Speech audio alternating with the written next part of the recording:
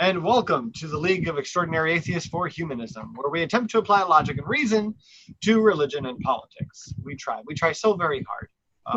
There might not be a lot of reason this week, or reasoning. Okay, so first things first, I just want to kind of glance over, if you guys see down below, Representative Wincest. Wincest for the lose. All right, so representative from Iowa, Republican representative, of course, tried to make the argument the other day that incest isn't bad.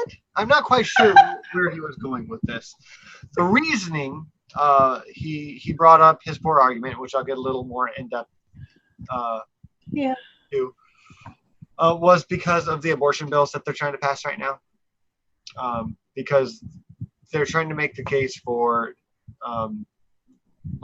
no exceptions, right? There's no exceptions for incest. There's no exception for rape. Like, there's just no room for any abortions ever.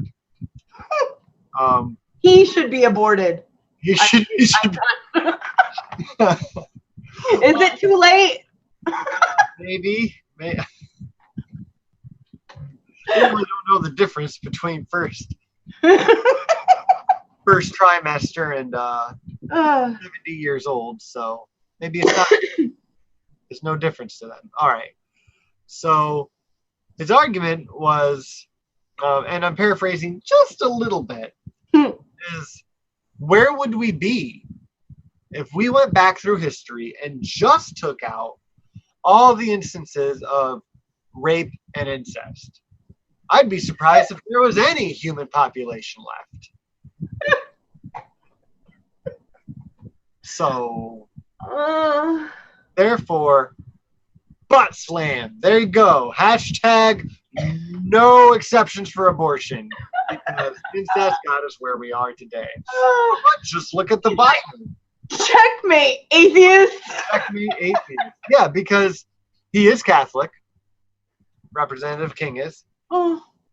And not only is he Catholic, like most Catholic, everyone's asking him to resign. He really should. He really should. Yeah. But anyways, yeah, that's kind of his argument. And there's a little bit of there are a few extra hints of apologetics for Wincest, as I said, because he said, if you go back throughout history, if it's wrong, and I listened to that part, if it is wrong, so I'm sorry. All I can do is make faces at that point. Yeah. Wait, hold on. Did you just say if it? Oh, because maybe it's not wrong. Well, because it doesn't inherently speak out against it. I mean, it does. It does after a while. It's really hard. It's really, really hard to not. I feel like he's a little bit rapey. I just don't know. I have no evidence. It is just a feeling. But he's pro-rape. You have to be a little bit rapey. It's like when someone says, "I love you," but he's saying rape is wrong, but there is no but. We'd be without it. Oh, yeah. We wouldn't be the civilization that we are today without the rape and incest. And he made the point. Should we bring slavery back too? We've done that. No, he would probably argue that, but I don't know that. But he did mention while he was at where was he? He was at he was in Iowa speaking to, forgot what it was already. Oh, the West Side Conservative Club. Okay, first of all, this has nothing to do with using logic and reason like we're supposed to. I watched this, and I also took a gander around the room he was speaking to. Everybody should take a gander at all of the... It looks like he's in a retirement home. I saw one demographic. Yeah. Only one demographic. So that demographic is old and cannot die off soon enough. It is... I know that's really harsh to say, but they vote. They all vote. And unless liberals are ready to get off their lazy asses and vote, the most I can hope for is their walkers don't work on voting day. Right. I mean, and he felt comfortable enough to say this where he was. Yeah, very. That's part of the problem is we've shifted the Overton window back to the right in the last couple of years so far that we now have Republican representatives who feel like they can use apologetics for incest and rape to make the most cogent against abortion bills that they can possibly come up with. So this is really disgusting. Another little piece of what he had said is just look at, if I'm saying it right, because he was mentioning, like look back at history, at the rape and incest that we've had, and would there be any population of the world left if we took out all of that rape? If we had aborted all of those babies, would we have any humans left? Yes, but he also mentioned, like through all the wars that we've had and all the pillaging, like he was also using apologetics to justify all the killing, all the killing, all the rape, all the incest. Yeah, very biblical. Regional wars. Yeah, it is very, very close to what the Bible is fine with and advocates for, especially Old Testament times. But I saw this and I'm just like, well, this I got to bring this up because as disgusting as it is, it sounds like a bad joke, right? Yes. So I felt like this is the perfect thing to lead into tonight's heavier, funner, yeah. Story. So that's that. I hope I made you guys smile with disgust. Christy, you can take it away. We have community news. Right. Buckle up. Okay, so I don't know if any of you guys have heard of something called Mega Group, because I'm pretty informed. I like to think that I'm informed. I like to be informed. I like to get informed. But I was uninformed until now. I am a little bit more informed, which just made me realize what it always makes me realize when I learn something new, how much more I don't know. And the conspiracy theories that are swirling out there couldn't even be as crazy as what we know to be factual history. It really is fucking bananas. So, Mega Group, Maxwell's and Mossad. Mossad is Israel's CIA. The spy story at the heart of the Jeffrey Epstein scandal. I am not even playing. Okay. There is as billionaire pedophiles and alleged sex trafficker Jeffrey Epstein takes over everywhere. TVs, everything. He is just something they couldn't they didn't think far ahead enough to when these girls that were being abused here in this country were old enough and started having their own children and would look at those children. And I'm speaking as someone who did experience sexual abuse as a child, who did have children and also looked at them and thought, no way and someone needs to know what happened to me, because now I see as an adult that it was wrong. They didn't foresee these women all these years later coming out. And Jeffrey is just, I mean, he's just a piece of this, a tiny piece of this. Okay, so there is this series written by this investigative journalist. Her name is Whitney Webb. She's pretty awesome. I've enjoyed her for a while now. This one really tops the cake. It's a series that she's been doing, and I got a lot of information. So if any of you guys want to go to truthdig.com or the main, it's called Too Big to Fail. Just type in Too Big to Fail by Whitney Webb, and everything that you will need will come up. There's too much information there, so I'm not going to even try to cover that. You guys can go dive into that. It is a four-part series. It took her a long time to put together, and that's where we're going to start. The Jeffrey Epstein scandal, the Too Big to Fail story. This widespread nature of sexual blackmail operation in recent American history is huge. There are ties to the heights of American political power and the U.S. intelligence community.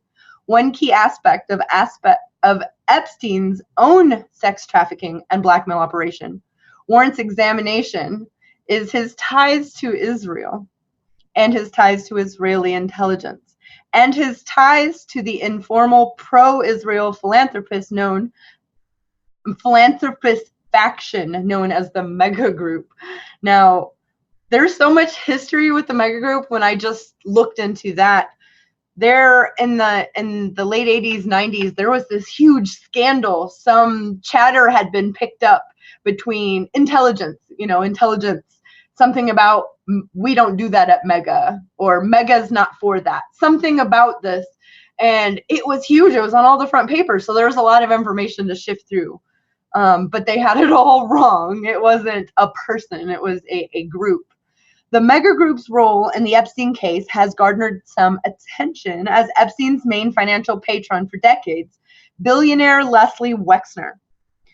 He's a co-founder of the group that unites several well-known businessmen with a penchant for pro-Israel and ethno-philanthropy. Had to look that up. It's kind of self-evident, but why? Why does everything got to be brought to racism? Why? It's so stupid.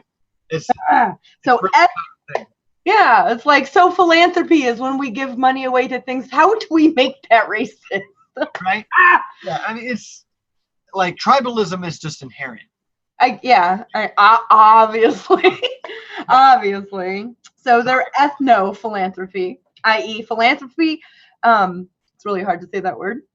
Philanthropy, there we go, benefiting a single ethnic group or a single ethno-religious group. However, as this report will show, another uniting factor among Mega Group members is deep ties to organized crime, specifically the organized crime network discussed in this series. So I would suggest that all of you guys go out and Google it tonight. It'll take you maybe 30 minutes to read a part, and you'll want to read the rest of it. It's that good. She is really good at her job. And then I'm going to talk about, by virtue of the role of many Mega Group members as major political donors in both the U.S. and Israel, several of its most notable members have close ties to the government of both countries, as well as their intelligence communities. As this report and subsequent report will show, the Mega Group also had close ties to businessmen who worked for Israel's Mossad, Robert Maxwell and Mark Rich, as well as top Israeli politicians, including past and present prime ministers with deep ties to Israeli intelligence community. One of those businessmen working for Mossad, Robert Maxwell. Robert Maxwell is Jeffrey Epstein's girlfriend, madam / pedophile, together with her daddy. That's her daddy. So he worked for Mossad.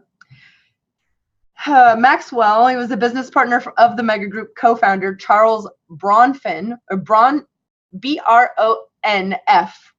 Bronfman, men aided the successful Mossad plot to plant trapdoors in U.S.-created software and sold this to governments all around the world with trapdoors in it so that the Mossad could go in and get everything. So there is this blackmail ring that Jeffrey Epstein is a part of that has to do with intelligence that our country's intelligence had been building for half a century. But because we built this technology, Promise, I'm sure you guys have heard of that. It goes on and on and on. This technology with these back doors in it left it open for Mossad to be able to go into all of them, including many of ours here in this country. We also left back doors in ours. So we found out that it's like spy versus spy on steroids. It is this crazy, crazy story.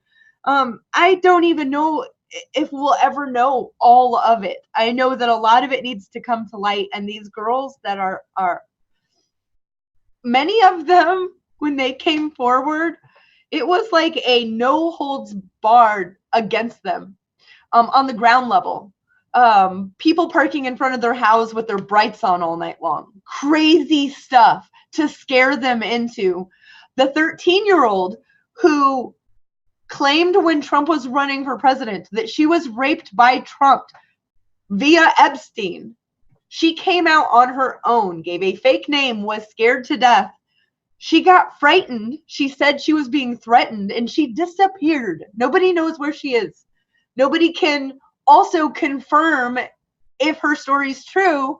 And that's how they're using it. Well, we can't confirm it's true. So, but there's just too much. She knew Jeffrey Epstein groomed her. She gave these stories she hadn't talked to any of these other girls. Now, could it be after reading this that our intelligence had a 13-year-old girl say these things?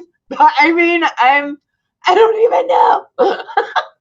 It is crazy. It's no wonder that people that just have pieces of information are going, there is this huge conspiracy theory. There is a conspiracy to launder people, young girls. Acosta, Trump's labor secretary. Now, he had a big part in Epstein not really doing too much time. He spins it the other way, saying if it wasn't for him, he wouldn't have served any time, that he made him take he took prostitution charges, that he solicited sex twice or something, some dumb shit. He had a private wing of a local jail. I'm sorry, I'm in Florida. I know in Florida, you can't go to jail for over a year. It's called the year and the day rule. If you have over a year, even a day, you have to go to prison. So a lot of judges give girls and men sentences of a year and a day because we can't keep you in county. You have to go to prison. So a year and a day would make sure you go to prison. Well, he did 13 months. His sentence was 18 months. He did it all in county. Now, if you go through this guy Epstein's pictures, his social media from years and years of being in Florida, him and the sheriff are friends. He would hire the local police at his parties for protection. That he was so connected. It's disgusting how this has even been allowed to happen.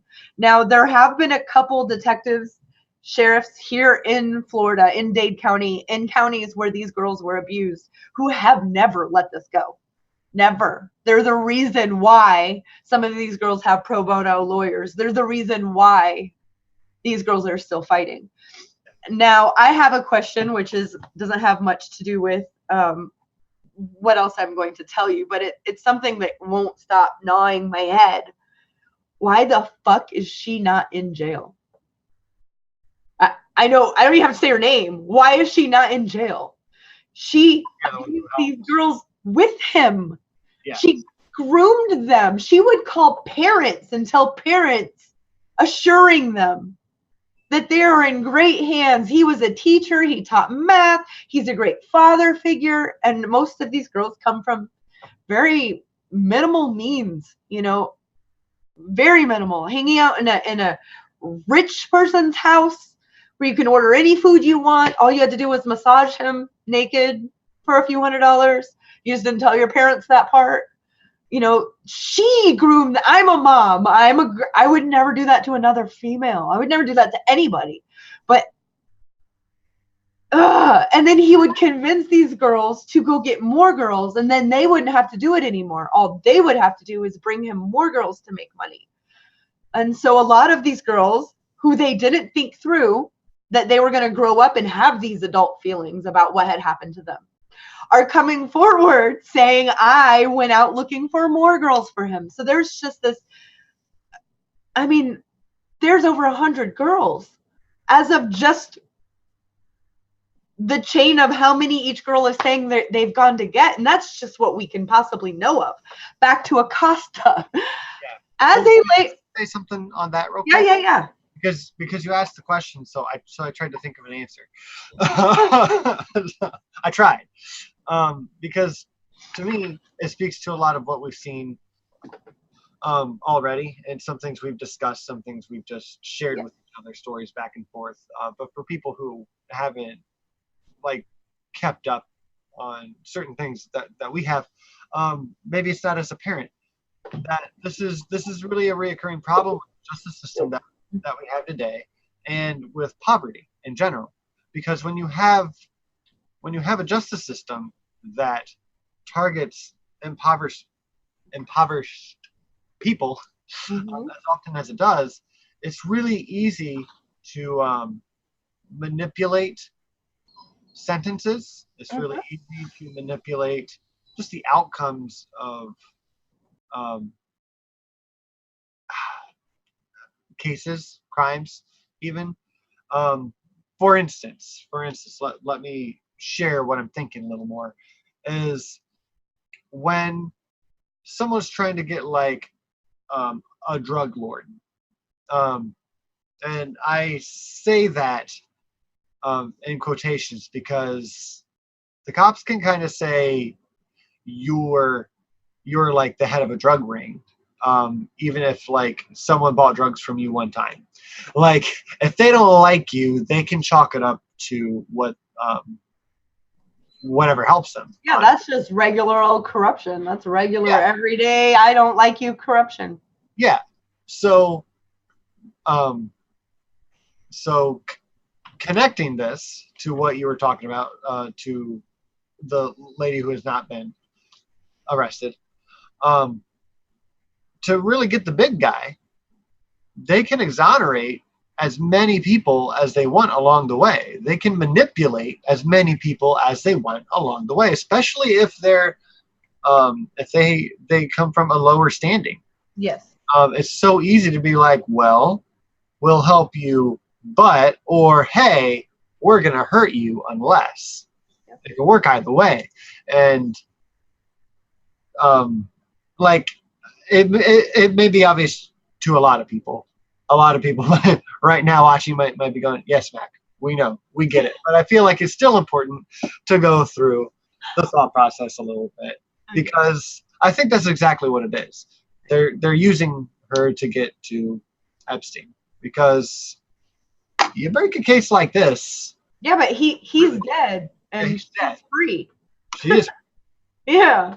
But whatever deals they might have made with her before, maybe they're. I think she's untouchable. You think she's just untouchable? I think she's untouchable. I mean, every part of this investigative story is documented. All of it is just known facts that, I mean, it starts in the 70s, the story. Estee Lauder, the Lauder Foundation, Estee Lauder makeup. He had never been a politician. He'd never worked. He was a trust fund baby.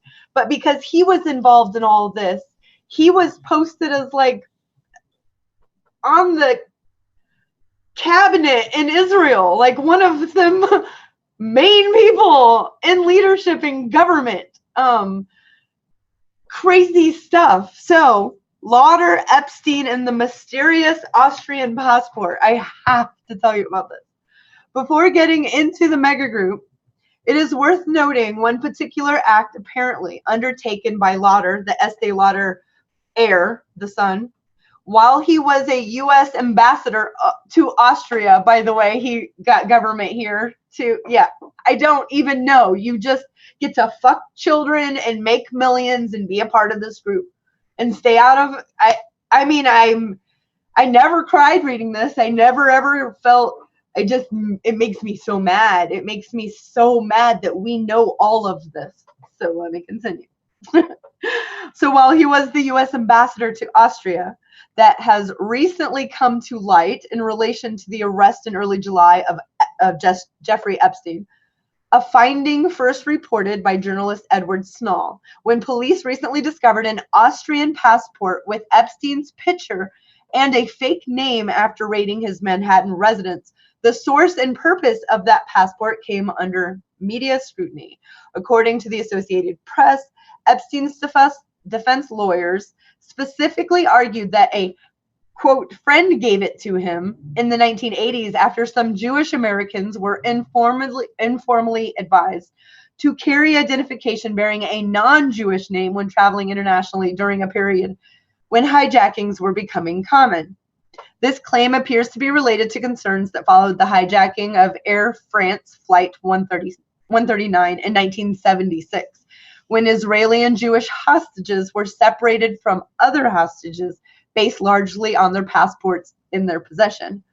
Given that Epstein was unable to meet the conventional qualifications for an Austrian passport, including mandatory long-term residency in Austria, the passport lists him as a resident of Saudi Arabia and fluent in German. It appears that the only way to have acquired an Austrian passport was by unconventional means, meaning assistance from a well-connected Austrian official or foreign diplomat with a lot of clout in Austria. So Lauder, then ambassador to Austria for the Reagan administration, would have been well positioned to acquire such a passport, particularly for the reasons cited by Epstein's attorneys that Jewish Americans could be targeted during travel. And in light of Estee Lauder's heir, of his very public concerns over threats that Jews face from certain terror groups. Furthermore, the passport had been issued in 1987 when Lauder was still serving as an ambassador. In addition, Lauder was well connected to Epstein's former patron, former head of Bear Stearns, Alan Greenberg, who had hired Epstein in the late 1970s immediately after the latter was fired from a Dalton school, and Donald Trump, another friend of Lauder, and Greenberg, who began his friendship with Epstein in 1987, the same year the fake Austrian passport was issued. In 1987, Epstein also began his relationship with his principal financier, Leslie Wexner, who also closely associated with Estee Lauder's heir, who through some sources claim that Epstein, so this is really, really hard to see exactly when they became friends. Was it in 1987 or was it in 1985? I don't really care. So, but she's just she couldn't nail down that they met in 95, they became friends. I don't care. They kicked it, and they kicked it all the damn time. So, right. The origins of the mega group mafia. I mean, it just goes on and on and on. And there's pictures of Henry Kissinger and them. I'm talking, these are war criminal leaders in these. She's untouchable. God damn it. This is the worst. It is the craziest story. Wexner's, they were involved in Shapiro's murder. There was this murder that happened, and the New York Times got involved in looking into it. Jeffrey Epstein his name was involved in it. The cop hid all the paperwork for it. He said, okay, so the bits and pieces of Wexner's private secrets have occasionally bubbled up, only to be subjected to rapid cover-ups amidst concerns of libeling and the powerful and well-connected billionaire philanthropists, many of them, the mega group. In 1985, Columbus, Ohio author lawyer Arthur Shapiro was murdered. He was murdered in broad daylight at point-blank range in what was largely referred to as a mob-style murder. The homicide still today remains unsolved, likely due to the fact that then Columbus Police Chief James Jackson ordered the destruction of key documents of his department's investigation into the murder. Jackson's ordering the documents' destruction came to light years later in 1996, when he was under investigation for corruption. According to the Columbus Dispatch, Jackson's justified the destruction of one viable and valuable report because he felt that it was, quote, just so filled with wild speculation about prominent business leaders that it was potentially libelous, end quote. The nature of this wild speculation was that too many millionaire businessmen in Columbus and Youngstown were linked to the mob-style murder, and he couldn't let it out. And like the Epstein, this is his group. These are his people. These are all his financiers. The mystery of Mossad, his girlfriend's dad. He's Mossad. Leaked communication led to investigation that sought to identify an individual codenamed Mega, like I had told you. And they were trying to find out. Mega Group was out before CIA knew about it, before anybody knew. They were mega billionaires from both America and Israel, but very pro-Israel. And Nader, let's see, in 1997, when the mega spy scandal broke, because they had to figure out who this mega was, Netanyahu had recently become prime minister of Israel after an upset victory, a victory that was largely credited to one well-connected Netanyahu backer in particular. His name was Ronald Lauder of the Estee Lauder, right. Beyond being a major donor, Lauder had brought Arthur Finkelstein in on work for Netanyahu's 1996 campaign, whose strategies were credited for Netanyahu's surprise win. Netanyahu was close enough to Lauder that he personally enlisted Lauder, an American ambassador for Austria who had never worked a day in his life, and George Nader to serve as his peace envoys to Syria. Dear God, these are the people that are running shit. So Nader, who was connected to the Trump 2016 campaign and the Trump rally, and get this, Blackwater's founder, Eric Prince, who were all recently hit with federal child sex trafficking charges last month. Do you know about this? I don't know about this. Last month. I don't know. Soon after Jeffrey Epstein had been rearrested on similar charges. At the time Nader was picked to work with Lauder on Netanyahu's behalf, he had already been caught possessing a large amount of child pornography on two separate occasions, in 1984 and later in 1990. All right, hold on. Say that again. Who was found with it? Nader. Okay, Nader. Okay. Yes, I thought you Nader. said... All of them have been, Nader, Trump, and Eric Prince have all been recently hit with federal child sex trafficking charges last month. Okay. All of them. Wow. But Nader had already been caught with child pornography in 84 and in 90. And now he's got, the strong connection between Netanyahu and the Estee Lauder King during the time of the 1997 mega spy scandal is important, considering Mossad answers directly to the Israeli prime minister.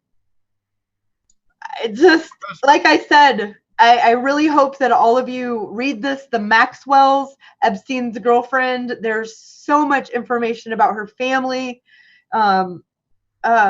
Ghislaine, the daughter, was his favorite and youngest daughter of the media mogul Robert Maxwell, who was Mossad as well. Maxwell, born Jan Ludwig Hock, had joined the British Army in World War II. Afterwards, according to the authors John Lufkis and Mark Ahrens, he greatly influenced the Czechoslovakian government's decision to arm Zionist paramilitaries during the 1948 war that resulted in Israel's creation as a state. I mean, these are connected people. They made a state happen. And Maxwell himself was also involved in the smuggling of aircraft parts to Israel during this time. Around this time, Maxwell was approached by British intelligence outfit M16 and offered a position that Maxwell ultimately declined. M16 then classified him as a Zionist, loyal only to Israel, and made him a person of interest. He later became an agent of the Mossad, according to several books, including Robert Maxwell's Israeli Super Spy on Gordon Thomas and Martin Dillon. Furthermore, Seymour Hersh's The Samson Option, Israel's Nuclear Arsenal and American Foreign Policy. I mean, there's so much. It's not a like, did he, was he? It's not.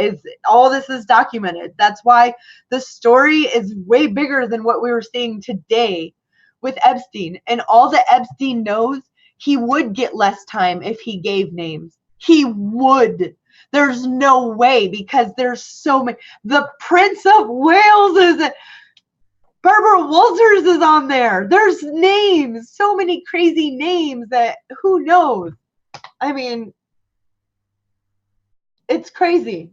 It's absolutely bananas. I really hope that all of you guys look into the backstory, because I would like to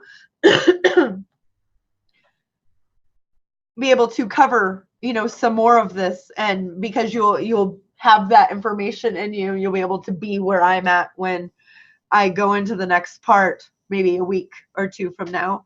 When when Maxwell's father died, let's see, these people who wrote his biography of Maxwell's life, her father, life that Mossad, how he felt about Mossad and his daughter, they also wrote that because of the way his funeral had happened, the way there are pictures of it. They fly in his beautiful, like, mahogany and gold casket with the Jewish blanket over it. He got a statesman, as if the prime minister had died. He really got all the works. And, so at that point, the information hadn't been made available yet, because we're talking, 30 years ago, 20 years ago. The information's out now. There's no doubt that he was Assad, but that burial gave it away, the way that they treated him.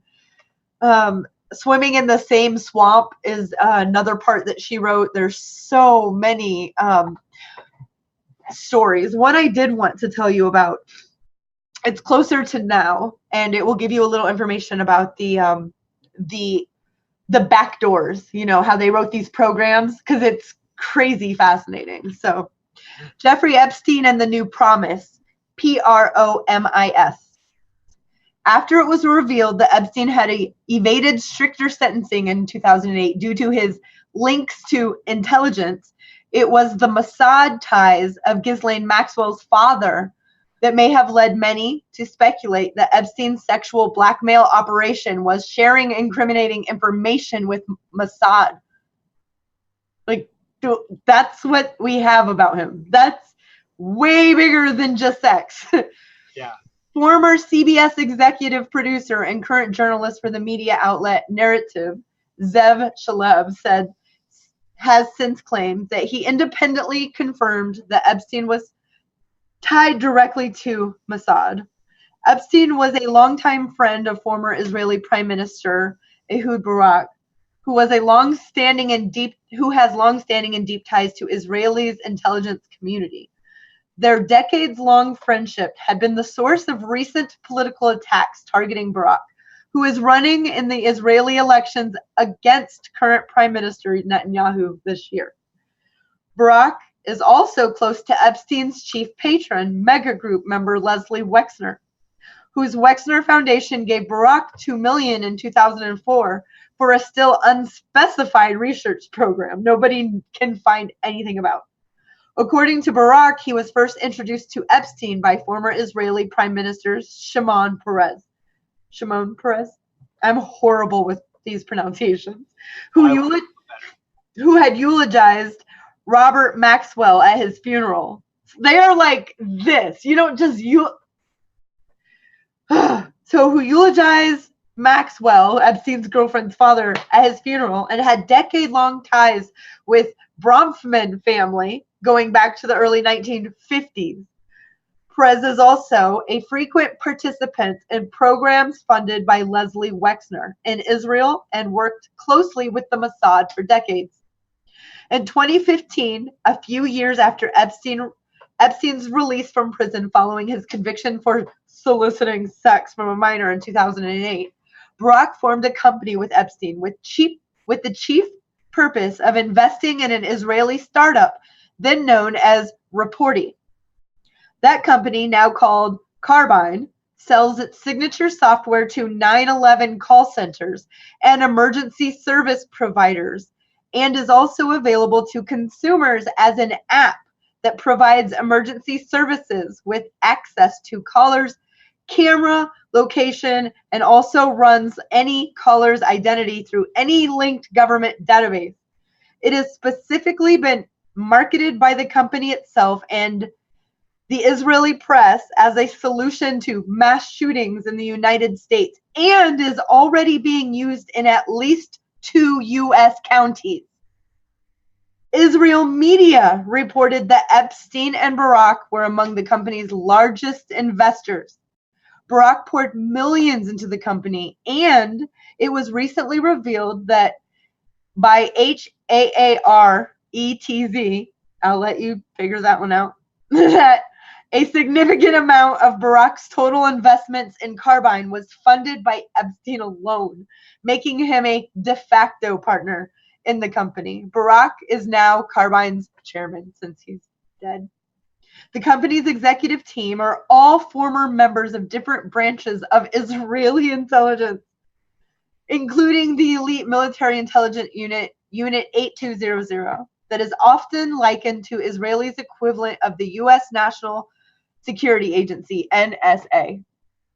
Carbine's current CEO, Amir Elichai, I hope I said that right, served in Unit 8200 and tapped former Unit 8200 commander Pinchas Bucris to serve as the company's director on its own board. So they're just circle jerking it.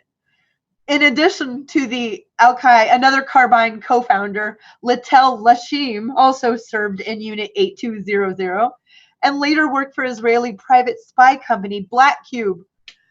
He now works for a subsidiary of the Eric Prince's company, Frontier Service Group, which used to be Blackwater, according to the independent media outlet Narrative. The company also includes several tie-ins to the Trump administration, including Palantir founder and Trump ally Peter Thiel, an investor in Carbine. Circle jerking it. In addition, Carbine's board of advisors includes former Palantir employee Trey Stevens, who was a member of the Trump transition team, as well as former Secretary of Homeland Security. He's a Trump donor and a New York real estate developer. He's also on Carbine's board. It's a huge circle jerk. They all have these links. They look up Promise. Promise is working in police stations. If you have it on, it goes into what countries use it. It's they did it how China does their people. You know, like that. Nobody wants that. Nobody wants that. No. They know where you've walked throughout the day. They know where you've stopped. They know who else stopped there. So if you're saying you didn't see that person and they're asking you, you're lying. Like that's how we don't want this. And it's way bigger than just a sex scandal. It's with, I don't know if you guys are, or if you watch this often, you do know that the Labor Secretary of the United States of America, one of the biggest responsibilities you have, besides labor here, is human trafficking. That's what you're in charge of. Acosta, before he stepped down, which, I mean, how do you not step down? He wanted to slash the only funding, the only program we have, taxpayer funded, that was to prevent child trafficking, human trafficking for labor or for sex by 80%. He wanted to slash it from 68 million a year to 18.5 million a year. it's sad when Ashton Kutcher does more for human trafficking than our labor secretary. Right. Just saying. Right. I think that, again, I'm left hopeless feeling if we don't get money out of politics, we're not going to stop. This has been going on forever. I mean, women, the native women that were here when the settlers got here, sold them for sex slaves. We did that to black slaves. We did that to all the slaves. It's biblical. Women were slaves. This is disgusting. Flesh needs to be looked at like a market. If we cannot stop it, we have to regulate. We have to acknowledge it. We have to realize that it's fucking happening, that children are getting groomed and put into this. Men in Saudi want that blonde hair, blue-eyed 15-year-old girl so bad. And they have millions. Think about that. Money will connect people like that creepy old fuck, wherever he is, to people like Epstein. I don't even know. Yeah, I did not expect to even learn how she's so good at backstories. Like, I want to be her when I grow up. Yeah, she's. Who is this? The Debs. Come on. I have it all my notes at the very top because I don't know how to do it any other. Whitney Webb. WHIT. I'll put it in the chat. Whitney Webb. And the story is Too Big to Fail. Yes. Where have we heard that before? Exactly. This is pretty disturbing through and through. And the deeper you go, the more disturbing it is because you just see how much it's disconnected. It's how do I say this? It's almost comforting to see that everything else that we cover on here is somehow still connected. Like, every story we seem to do just seems to fill in blanks of other stories that we've fucking done. It really does. And it's why it's so important to be informed, to be knowledgeable, to have a healthy democracy. You need an informed electorate. That's why our democracy is so sick right now. It's so sick. I mean, it needs an IV. It keeps flatlining. Like, we could lose. That's not hyperbolic. We could completely lose our democracy. It is not far-fetched. It's happened to so many other countries who almost got there and didn't. Ours just lasted a little bit longer than theirs. And if we don't get an informed electorate, as you just said, it all kinds of like is woven together as the fabric of what makes up. It's why the people at the very top want to rig the rules, because what they're doing is wrong. And if the masses knew, the sickos will want in and they don't want to share. And the rest of us we're not going to have it. We're not going to have it. We're not going to have you hurting our children, hurt your own children. Actually, we're not going to let you do that either. We're going to take it from you. So, yeah, Mommy, you won't let me hurt my own children? No. But I think that if I, just a girl in Tampa, can find out all of this and fact check it, spend a whole freaking week making sure that, she's a reliable source, but it doesn't mean I haven't been let down by reliable sources before. Whenever it came to a name that I wanted to know more about, it would be even uglier than what she was saying. It is all connected. We need to be aware. If I can find it here, it's there. It's there for us. There's hope. They haven't. Truth Dig is a great site. You guys use it. Let's see. I did write down one more that I wasn't sure if anybody went to, and I always need to blow my nose when I go live. It sucks. Mint Press, MINT. press. Mint press is fantastic. Independent, they're not saying, hey, here's a story, but I need you to redact most of this because it makes so-and-so look bad. Mint press is independent and full of good stuff. And I am going to you want independent news. Mute and blow.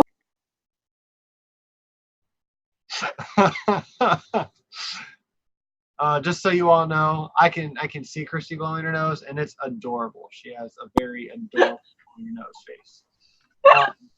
It's very loud as well. Sounds like the Muppets. You remember the Muppet Show? Yeah. Oh, me too. You want every Friday. We've been in the same house before. We both had the trumpet thing going. Yeah. She's like, hey, look, someone else does it. Yeah. Anyways, so I have a thought of maybe how where we can take this in like a conversation mode. If you're ready for a conversation on this. Yeah. Okay. So what do you think? I basically have two questions. Let's see if I can remember both of them long enough to ask them. One, what do we do? What do we do policy-wise, punishment-wise even maybe, to help stop human trafficking and child sex abuse? That is a good question. I actually asked that so loud in my head so many times that I wrote it down and looked up if other people had. What are options out there? Because fuck, they don't care. Obviously, they're trying to take funding away from us stopping it. Obviously they don't care. Right. And the way that it was explained by someone who is a pro-sex work, I'm pro-sex work. I think that women should be protected, and that is a choice. That is their body. You go, girl. But you should be protected. You should always make sure that there are doctors involved and that you know your rights, and also taxed and regulated. Like, yeah, let's make it a free market, motherfuckers. Like, come on. So to be clear, you're saying to tax and regulate what exactly? Sex work. Sex work. All sex work, and not with a pimp. And most no, none of that, because that's how. Aren't you just making Uncle Sam your pimp? Ha ha ha. No, making good roads and good schools. So, and Uncle Sam's gonna pay for it.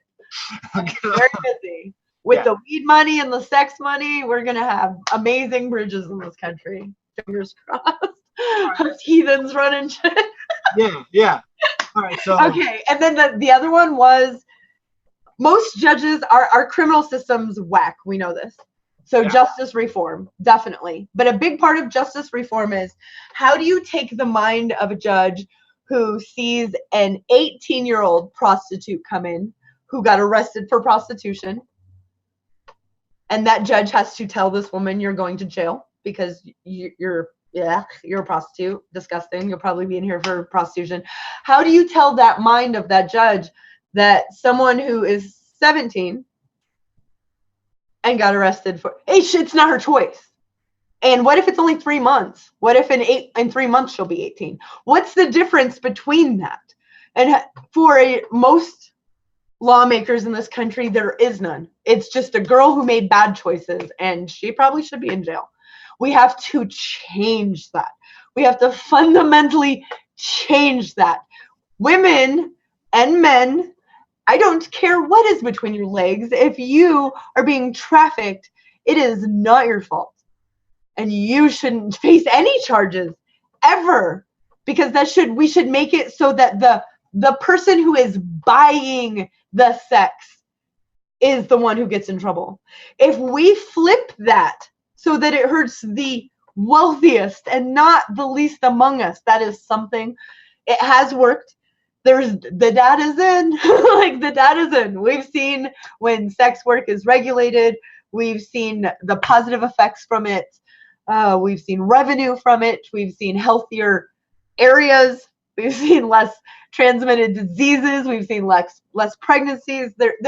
There can be nothing good from informed anything.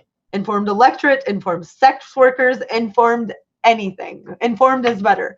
Also, the punishment does need to go where it needs to go, and not on a girl who or a boy who is already going to be feeling shame for being in trouble and looked down upon, and you don't know their story.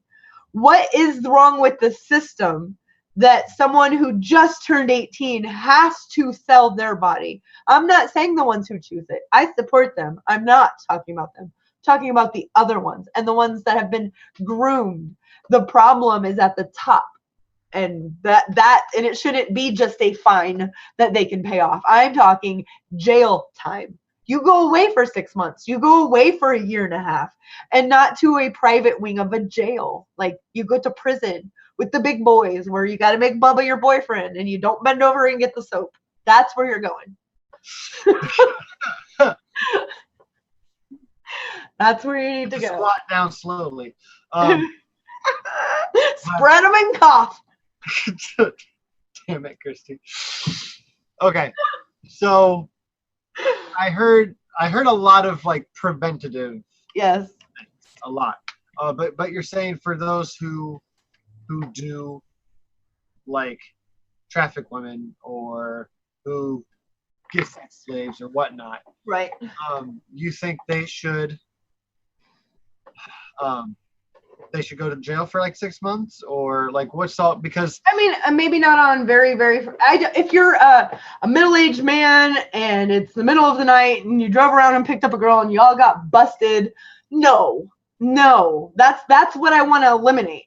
Right. That shouldn't be illegal. There should be a place where his horny ass can go, where there are other people that are like, hell yeah, I'll come for money. Let's hook them up. The free market has spoken. Like, let's go with that and keep it safe. It's going, it is 2019, people. It's never stopped. It's never going to stop. It is the oldest profession. People are horny. And sometimes you feel like a nut and sometimes you don't. And so I don't judge any of them. I think that should be eliminated. There should be none of that. I'm talking about the guy who is paying to get a truckload of Cambodian 5-year-old boys over to his house. Right. He shouldn't just get a fine. No. He should go to prison, real prison. And then when he gets out, if that ever happens, he has to knock on every door in his beautiful, wealthy neighborhood and say, hi, I'm your new neighbor. I'm a sex offender. Yeah. Yeah. Yeah. So, to be more specific, also, I wanted to say quickly, who says socialists can't be for a free market? Right. Oh yeah. But the thing I really want to try to nail down, just like talking back and forth on it, is what is not only the most appropriate punishment for those offenders, but what is the most useful punishment? That's what I'm most concerned with. Is like if you slaughter 25 people, should we use the death penalty? Should they go to jail for life? Should they go to jail for 20 years? Should they go to jail for 1 year? Should they go through rehab? Should they go through jail then rehab? Like, what should we do? What's the best way? I think that the most humanist way to do it would be to look at the human in front of you, no matter what their crime is, no matter how much time they have in front of them. If they have 22 years, if they have 40 years, if they have 2 years, and think about what are the things that they need to work on just in case when their time's up, they become my next door neighbor. Every single human should be thought of like that. And if we can do that to humanity, we really literally could change the world. Because somebody would have all of a sudden, wait, you want me to do better? You're gonna make sure. There's going to be people to say we have programs in jail. They don't want to take them. They're ignorant. I'm not talking about that. I'm talking about really caring about how to make them a better person. If you trafficked young children to cocoa fields, for Nestle and Mars so that you could pay them $2 a day with the promise of education, but you work these little kids. I think that you should go to prison for a long time, and you should never be able to do that particular job again. I don't care if you own that country. You can't go there. You're not trusted. But not only, I think that, if there is empathy in you and you're not a psychopath, there's hope. Right. There is hope. So I would hope that person that trafficked for whatever reason, maybe it was just for cocoa, young boys in his cocoa field because they were cheaper. I want you to go and talk to villages where they literally live on $1 a week. I want you to try it. You're wealthy, go try it, and then try to make things better. And if you can't, well, then with great responsibility, with great power and all that, the wrong people have the great power. And this is going to sound so radical, but I just don't think it should be legal to be like 100 billionaire. Yeah. No, I don't even see why anyone really needs to be a billionaire. Right. If you had 100 million cats, we would lock you up. Think about that. Put it in cats. Put it in shoes. Right. And I don't want to obfuscate too much because that's a whole nother. Yeah. And I don't want anyone else focusing on our views on that right now. Right. But I do want to go deeper because I want people to think about it. I really want people to think about it. Because Atheist Joke Boy and Robert X made two really good points here in the chat. Of course they did. Right? Atheist Joke Boy said all prisons should be rehab. And I agree. Like there should be more like Norway. Right. And Robert X said punishment can't just be black or white. Sometimes it depends on the circumstances. And I disagree because it always depends on the circumstances. Every single time. It depends on why you slaughtered 25 people. Right. Did you have a break? Do you know who you are? Do you know what president it is? If the answer to any of those is chicken, it's probably not your fault. If you're like, yes, and I'm going to do it again tomorrow, obviously you need to be locked up in a very maximum secure prison. Right. And I really want people to try to find the nuance in what I'm trying to say because I don't want anyone to think that I'm thinking just black and white. I am the great skeptic. But hello, people. Hello. No, because this is not about shifting blame. This is not about shifting blame. But it is about trying to find the root causes. And I don't believe that we have free will. Right? So I don't think just for like anything that you do is 100% your fault. Right. Or your choosing. Does that mean that you shouldn't be held accountable for your actions? Absolutely not. No. For doing what you do, you are the one who has to take blame for it. But that doesn't mean there wasn't a cause that might not have been within your control. Right. Just look at YouTube's algorithm, for example. You don't choose what is on your up next list. No. You really don't get to choose. No. I've been a healthy dose of the Blaze and Fox this week because of all the Epstein stuff. Like, how do I undo that? I'm not sub to them. No. I keep doing the not interested. I'm not okay with choosing or making yourself live in a bubble, but the Blaze can't be a part of my non-bubble. I will search them out if I know something that's on the Blaze, but I don't want to have to fact check every sentence. Yeah, no. We shouldn't have to, but unfortunately we have to quite often. So I guess where I'm going with this is I want to take a few different cases here, like maybe what we talked about last week, like the shootings, because the Dayton shooter was killed on site and he took a lot of bullets, we're finding out. But the El Paso shooter, he came out alive. So what is appropriate? And what do we want, right? Because we've talked about this before too. And Nicholas Suter, he's really great in these conversations because he's really studied the criminal justice system. I would recommend you go look up his name, Non Sequitur, and check out that episode. But he's a great writer too. He is. And what we need to do, especially as humanists, on this channel, we're humanists. We need to decide. And like we may have different views on it, but like, is it ever okay to lock someone up forever? Is it ever okay to institute the death penalty? And if not, what do we do instead? And then what are we trying to get out of it? Right? These are all questions, no answers. So because I'm a believer of, I think a life sentence in prison is worse than capital punishment in some cases. Because like you don't learn nothing. We just want you locked up and away from society. But then you're also a burden to society.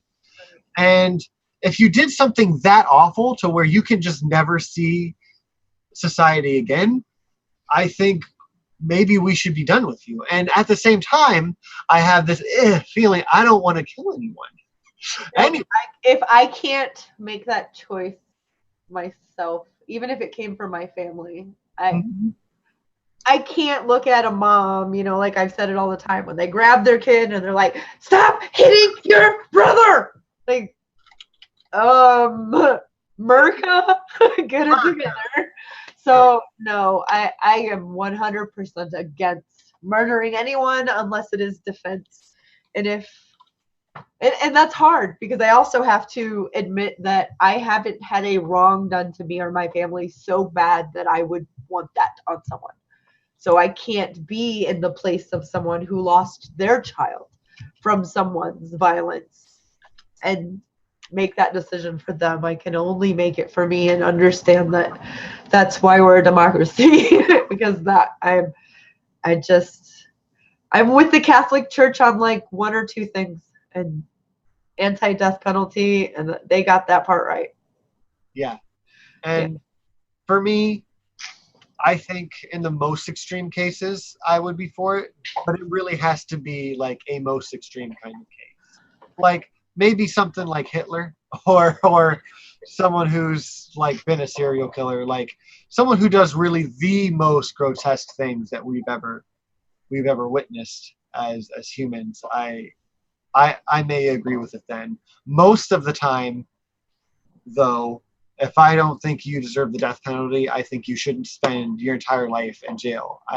I think I'm more of a, again, I think Norway has a maximum sentence of like 20 years. And I'm like, 22 years?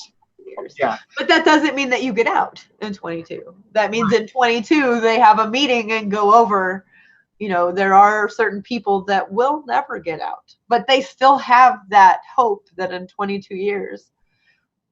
But they're also treated as humans. They have doors on their bathrooms. Yeah. They have a door on their room. Yeah. They're locked up. They can't leave. But treated like an animal makes you lose your mind, and you're not a human. You're less than. And I mean, we have experiments. The data's in. We really need to have a shirt that we know that prison experiments. We know that if you put people under a hierarchy, shit gets cray, and then people get abused. So if you're never put in that position where they're not less than you, I think that long-term prison makes it even better. You're not always looking over your shoulder like, which prisoner is going to kill me today, because they're treated like rabid animals. They become rabid. I find it makes my stomach queasy the way that we lock people up here in the land of the free. I think that that's one thing on a list of many that is at the top of the things that we fundamentally got wrong. So wrong. And thank you, Biden, for helping. Ooh. Yeah. Yeah, I felt that burn. Yeah. Feel the burn. He's in a corner somewhere on fire, and he doesn't know why. That's right. courtesy of Christy Santiago. But yeah, I largely agree. Because I think that with crime should come punishment, but punishment should have a point.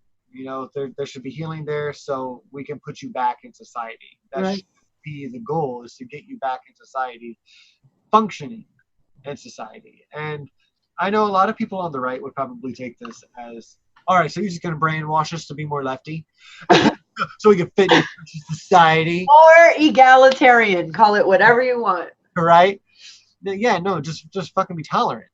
Yeah. Right? Be tolerant and be empathetic. Yeah. And punch up, don't punch down.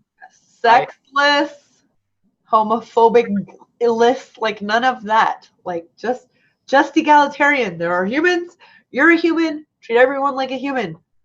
And the only time it should care, or you as a personal human should care what's between another human's legs, is if you were about to be like, num num num num on it. If not, it's none of your business. There's that.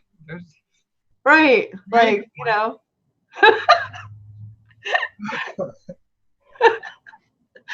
Isn't that part of like small government? Don't conservatives want small government? It would be a lot smaller if they stayed out of everyone's panties. No, they and they want small government most of the time. And I'm not talking about all like libertarians or anarchists, but they usually want small government to the point of just like a theocracy-ish. Yeah, either a theocracy, which is just a dictatorship. Right. Don't fool yourselves. Or they want or they just want some right-wing version of just everything's our way, and we can fuck you up without any consequences if you disagree. Yeah. So it's basically just outlaw country or oligarchy. America, fuck yeah. Yeah, America. So just that was a lot. Did you say that you want to do a part 2 to this? Yes, there's so much more. There's so much I didn't know you were even going to touch base on. So. Because I didn't know this had anything to do with this guy. I haven't even got to him really yet. Him alone, his story is going to knock your socks off, and not in a good way. You're going to want to take a shower with really hot water. He's a creep, and I haven't even got there. And these are the world leaders. This is the big 5 Italian families, the mob, 50s, 60s, 70s.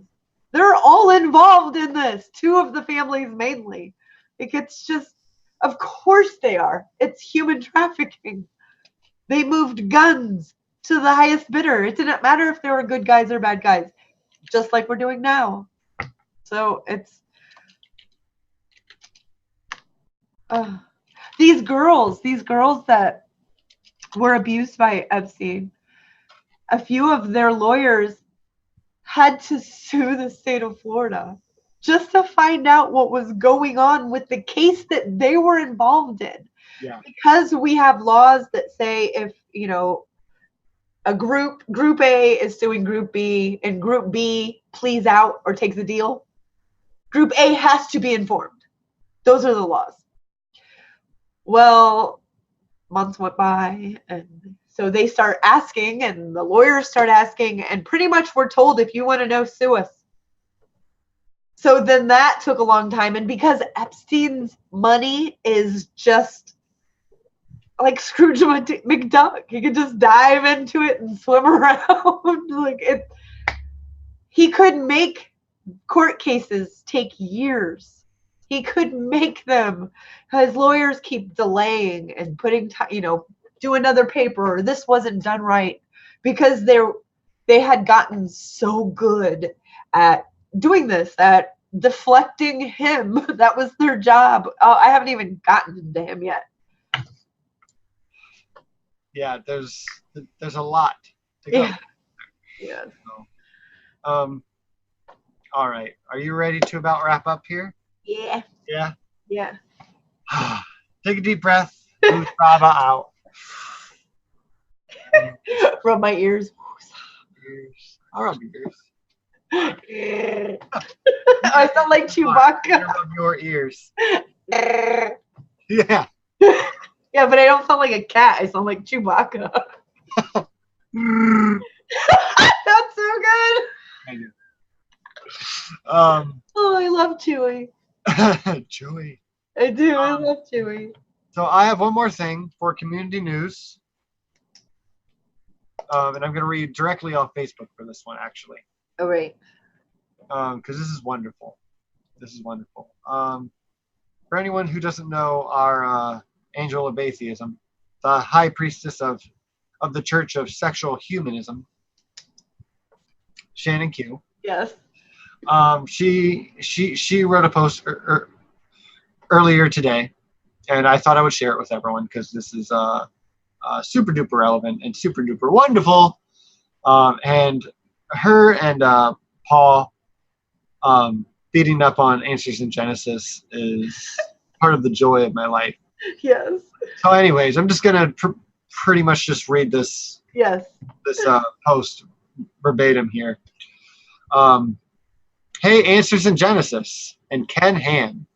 Because of you, we'll be donating over $1,200 to the LGBT Center at the University of Louisville, Kentucky. You made a fake religion to propagate misinformation and disseminate, I think I said that right, bigotry. So I claimed it back and ordained myself its leader. I want you to know that because of you people who need it. I'm sorry. I want you to know that because of you people who need it, will be getting the gender affirming care, counseling, and support they need because of the things that you and people like you do. I'm donating 50% of the merch sales from my store for the month of August as well. It's about time you did something good for the state of Kentucky, guys. If you won't do it yourselves, I'm happy to do it for you. Oh, also, High Priestess of the Church of Sexual Humanism. In the name of our founders at AIG, hi, men. Hi, men. Goddamn good post. And I can't really, I probably can't show very well, but she has sexual humanism shirts. I want one of those shirts. I'm going to have to get myself a sexual humanism shirt. Definitely. So. Yes, she makes my paws do the contentment thing. See that a lot. I think she has that for everyone. So I hope everyone enjoyed that. I thought that was fantastic to end the show on. Thank you, Shannon Q, for being a wonderful person and doing everything that you do. So please go check out that post. She has a YouTube video connected to it.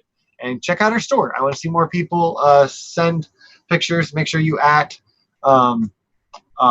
Atheism Humanism and add Shannon Q and let us know that you guys got a sexual humanist shirt because awesome. I am going to link that so everyone can read it. Oh yeah. Right now. That's a good idea. Look at you. Look at you. I'm like, no. You guys need to read this. I'm not even playing. It is bananas. And I mean you definitely can fact check it if you would like. I had fun doing it. I learned a lot, but it is fact checked. Yeah. By yours truly. Yeah, she wouldn't have read it if she didn't fact check it. No. You're just gonna. There's so much. It's so very documented. This trial happened over here with one guy, and then that guy is in this group that has two guys that are in this group, and then like it just. And no, I do not think association makes anyone guilty at all. Not saying that at all. But when you're in all of the groups, it's like the main funder, and you've been in trouble for sexual crimes multiple times. Like, your credibility is gone. Yes. Yes. Yes, Right. Cool. Well, I can't wait to see the next installment of this, because the shit runs deep, as Eerie Fairy said. Yeah. Okay. Well, I think that's all we have for you for tonight. Thank you so much, everyone, for joining us. Yet another wonderful Friday night On this journey of bananas. Yes, bananas. Bananas. Stay humanist, for God's sake. Yes, and remember, incest isn't wincest.